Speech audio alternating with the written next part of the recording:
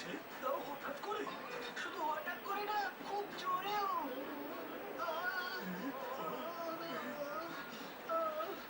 এখানে এসে বসো চিকু, এখানে এসে বসো। বান্টি, যাও গিয়ে চিকুর জন্য জল নিয়ে এসো।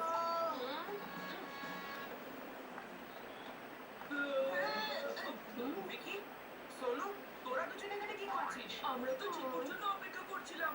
ওর তো আমাদের সাথে খেলতে আসার কথা ছিল। কিন্তু এখনো পর্যন্ত আসেনি। আচ্ছা, তাহলে এটাই পেট ব্যথার কারণ। আর আসবেও না, কারণ ও আমার আর পাপার সাথে মুভি দেখতে যাচ্ছে। মনে হয় ও তোদেরকে বোকা বানিয়েছে। এটা তো পুরোপুরি চিটিং। প্রথমে চিকুই প্ল্যানটা করলো।